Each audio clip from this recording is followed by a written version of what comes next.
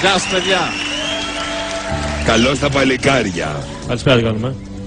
Καλησπέρα σας, χαίρομαι πάρα πολύ που επιτέλους έχουμε δύο ανθρώπους της τέχνης. Προφανώς θα μας παίξει το πιάνο. Καταλάβατε λόγω του πιάνου.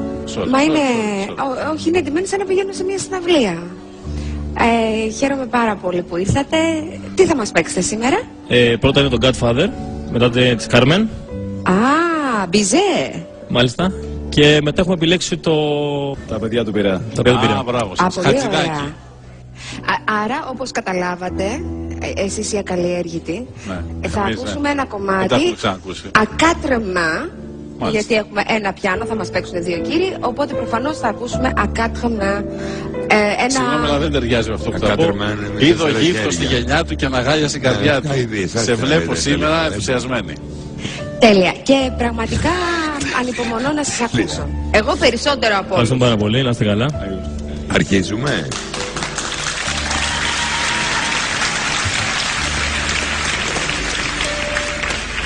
Α, σκαμπό δεν έχετε φέρει σκαμπό? Χωρίς σκαμπό. Στα όρθια. Άσκαμπο.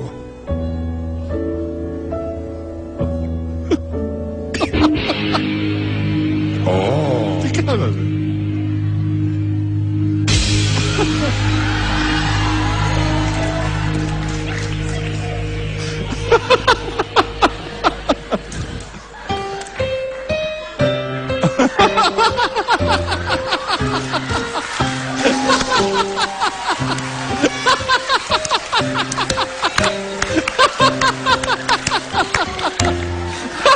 Του φύγε του αριστερού λίγο.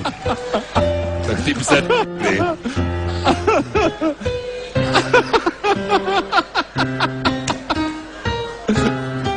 Ευγενία δεν σε πήγε σήμερα.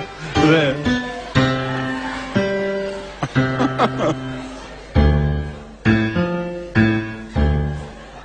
Γερακίνα.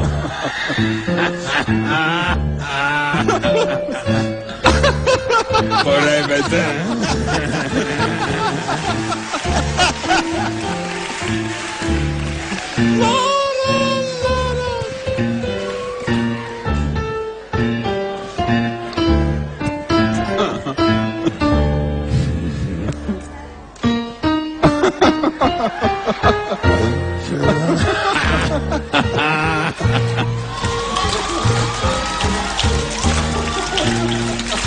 Αν και εδώ έχω ξαναδεί, έτσι στο YouTube, για να μην κορεδευόμαστε.